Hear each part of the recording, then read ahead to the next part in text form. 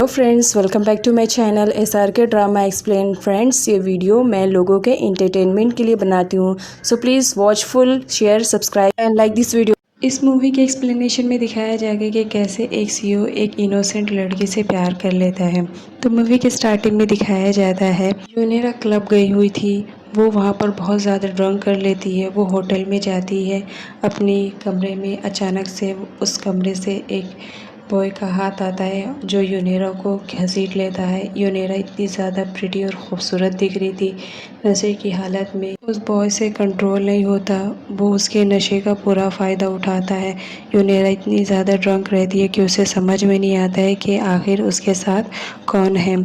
वो कोई और नहीं, एक CEO रहता है जो कि प्ले बॉय रहता है, जिसका नाम जैक रहता है, जिसने यूनेरा के साथ नाइट स्पेंड किया था। उसके बाद यूनेरा की आँख खुलती है। वो अपने आप को एक अलग जगह पर पाती है और शॉक्ड हो जाती है कि वो किसी के साथ रात भर थी।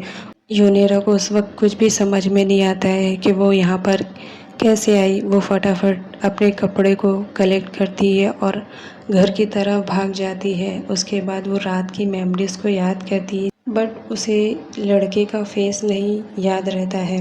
उसके बाद वो रोते हुए घर जाती है, जहाँ पर उसका स्टेप ब्रदर और उसके स्टेप सिस्टर उसको घर से भगाने की प्लानिंग करते हैं। यूनेरा को वहाँ पर देखकर उसका ब्रदर बोलता है कि तुम रात गए कहाँ थी, तुम्हें मालूम है हम लोग कितना इंतज़ार कर रहे थे। उसकी स्टेप सिस्टर आती है और वो देख लेती है कि इसके नेक पे कुछ निशान है। वो समझ जाती है कि कुछ तो गड़बड़ है। वो उससे पूछती है, बट यूनेरा कुछ भी बताती नहीं है और वहाँ से जाने लगती है। उसका भाई बोलता है कि फ़िक्र मत करो, बहुत जल्द हम इसे बाहर निकाल के प्रॉपर्टी पूरी हासिल कर लेंगे। उसकी सिस्टर उसे रोक लेती है और बोलती कि बताओ मुझे, तुम रात भर कहाँ थी और ये निशान कैसे पड़ा। बट यूनेरा कुछ भी नहीं बताती है। इधर दिखाया जाता है कि CEO जैक को यूनेरा के जाने पर वहाँ पर सिर्फ उसका बैंगल मिलता है, तो उसके पास एक ही आइडेंटिफिकेशन रहती है। वो अपने नौकर से बोलता है कि इस बैंगल के ऑनर को ढूंढो, मुझे किसी भी हाल में इसका ऑनर चाहिए। आफ्टर सम टाइम यूनेरा काम करती रहती है। अचानक से उसे अजीब सा होने लगता है और वोमिटिंग स्टार्ट हो जाती है। उसे डाउट होता है, तो वो प्रेगनेंसी टेस्ट करती है, जिसकी वजह से वो श्योर हो जाती है कि वो प्रेग्नेंट है। उसी वक्त उसकी स्टेप सिस्टर आ जाती है और वो देख लेती है कि ये प्रेग्नेंट है। उसके बाद वो उससे इतना ज़्यादा मारती है कि हमारे ख़ानदान में आज तक ऐसा किसी ने नहीं किया और तुम्हारी हिम्मत कैसे हुई ऐसा करने के लिए। उसे वो बहुत ज़्यादा मारती है और साथ ही उसे घर से भी बाहर निकाल देती है, ये कह के कि ऐसे लोगों की ज़रूरत हमारे घर में नहीं है। पता नहीं किसका बच्चा अपने पेट में पाल रही है। उसकी बहुत ज़्यादा इंसल्ट करती है। पास्ट में दिखाया जाता है कि उस दिन यूनेरा ड्रंक थी, उसे किसी और ने नहीं, उसकी स्टेप सिस्टर ने ही अल्कोहल दिया था, जिसकी वजह से वो गलत रूम में चली जाती है। ये उसकी सिस्टर की प्लानिंग रहती है। यूनेरा बहुत ज़्यादा परेशान रहती है। रात गए उसकी सिस्टर ने उसे घर से निकाल दिया था। वो सीधा सड़कों पर जाती है और रोती रहती है कि अब मेरे बेबी का क्या होएगा। तभी वहाँ पर एक यंग लड़का आता है। वो कोई और नहीं, CEO जैक रहता है। जैक आते ही उसे पूछता है कि तुम इतनी रात गए यहाँ पर क्या कर रही हो। जैक को तो मालूम रहता है कि ये यूनेरा है, बट यूनेरा को नहीं मालूम रहता है।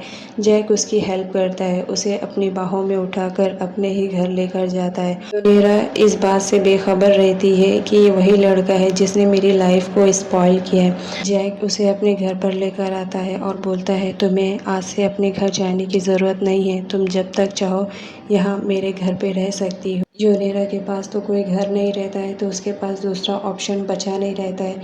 उसे मजबूरन वहाँ पर रहना ही पड़ता है और अपनी बेबी की वजह से तो उसे और ज़्यादा। अचानक से उसके पेट में पेन होने लगता है और वो बेहोश हो जाती है।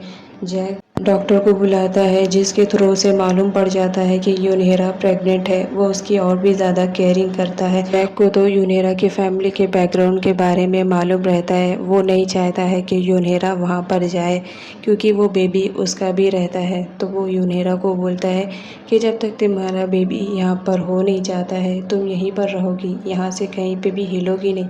मैं तुम्हारी केयरिंग करूँगा, तुम फिक्र मत करो, इसे अपना ही घर समझ कर रहना।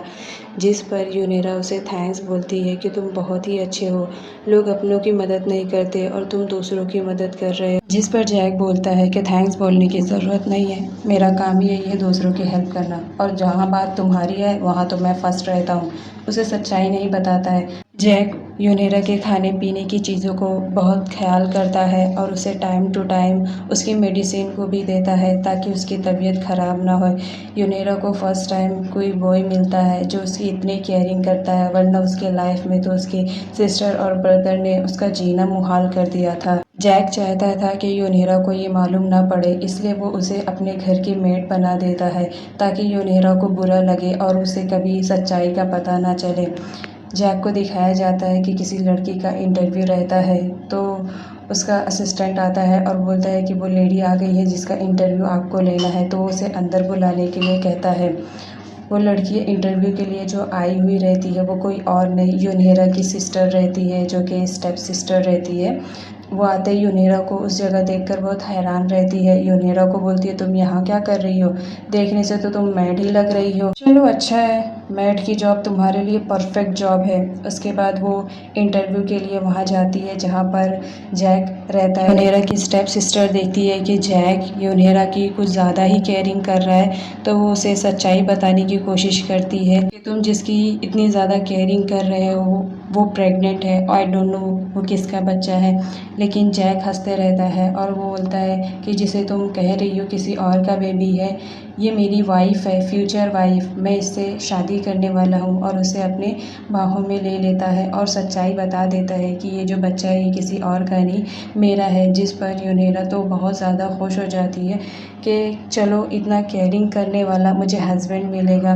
वो उसे सॉरी बोलता है और कहता है, मुझे माफ़ कर देना, मैं भी उस वक्त नशे में था, तुम इतनी ज़्यादा प्रीटी लग रही थी कि मैंने अपने आप को कंट्रोल ही नहीं कर पाया। इस बात से यूनेरा शर्मा जाती है और वो वहाँ से भाग जाती है। उसे याद करने की कोशिश करती है तो उसे पूरा याद आ जाता है कि जिस दिन वो बॉय के साथ सोई थी वो कोई और नहीं बल्कि जैक ही रहता है। तो जैक उससे सॉरी बोलता है और अपनी गलतियों की माफ़ी मांग लेता है और बोलता है कि फ्यूचर में मैं तुम्हारा अच्छा हस्बैंड बनूंगा, मैं तुम्हें किसी भी किस्म की तकलीफ़ नहीं दूंगा, और उसे प्रपोज कर देता है।